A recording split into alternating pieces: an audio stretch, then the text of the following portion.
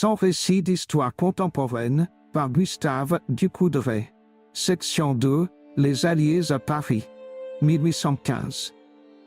En 1814, les Alliés avaient respecté la capitale et les grands établissements. Étourdis par leur victoire, heureux d'être délivrés de 20 ans de guerre, craignant encore cette fière nation qui les avait fait si longtemps trembler, ils n'avaient voulu réclamer rien en dehors de la restitution des territoires conquis par les Français. Mais lorsqu'après Waterloo, ils eurent compris jusqu'à quel point la France était devenue impuissante et combien leur alliance étroite leur permettait de tout oser, ils ne gardèrent plus aucun ménagement. Saisissant avec joie le prétexte que leur offrait la guerre renouvelée en 1815, ils ne parlaient de vengeance que pour mieux satisfaire leur avidité. Les Anglais campaient au bois de Boulogne et abattaient une partie du bois pour les besoins de leur cuisine et leur chauffage. Les Prussiens, qui occupaient Paris, voulurent être logés chez les habitants. Blücher fixa en outre la ration des hommes et des chevaux.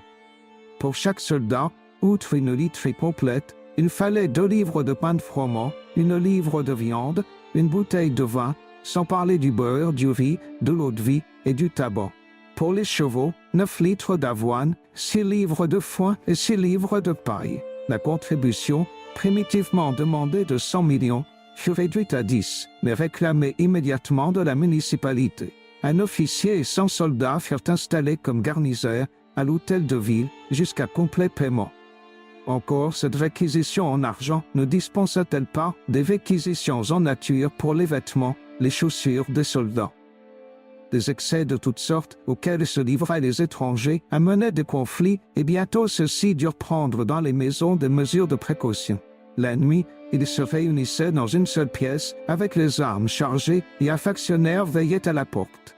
Les généraux même ne tardèrent pas à retirer leurs troupes des quartiers populeux, sans pour cela consentir à les loger dans les casernes vides. Il fallut à grands frais construire des baraquements dans le jardin du Luxembourg et sur les quais les plus larges. Louis XVIII, rentré aux Tuileries, était obligé de voir sous ses fenêtres dans le jardin un camp prussien et l'arc de triomphe du Carrousel transformé en abattoir. C'est à grand-peine qu'il put sauver de la destruction le pont d'Iéna, quoiqu'il eût changé son nom, odieux aux Prussiens. Le pont d'Iéna devait prendre le nom de pont des Invalides et le pont d'Austerlitz, celui de pont du Jardin du Roi. Louis XVIII ne menaça point de se faire porter, comme on l'a dit, sur le pont d'Iéna, si les mineurs prussiens continuaient leur travail. Mais ces protestations énergiques, jointes aux actives démarches des ministres auprès des princes alliés, arrêtèrent enfin cette œuvre barbare.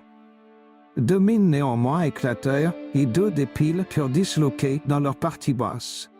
La capitulation du 3 juillet avait pourtant promis le respect des propriétés particulières et publiques.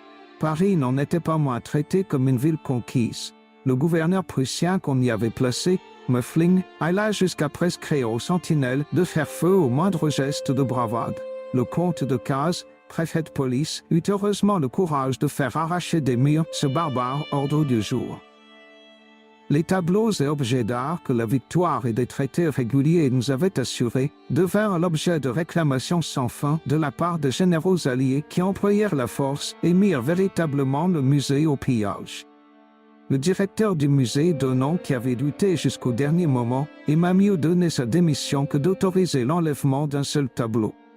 Il n'y eut plus là personne capable de diriger même cette spoliation, et les soldats étrangers enlevèrent non seulement l'étoile réclamée, mais beaucoup de tableaux acquis par le gouvernement français et dont la propriété ne lui pouvait être contestée. Les bibliothèques, comme les musées, furent mises au pillage, et aujourd'hui nos historiens sont obligés, pour consulter certaines collections de documents français, d'aller les chercher à Londres, à Berlin, à Vienne, à Saint-Pétersbourg.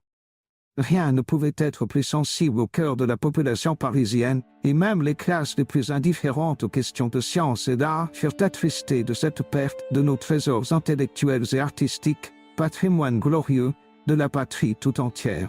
Quoique la guerre fût en réalité terminée, l'invasion continuait.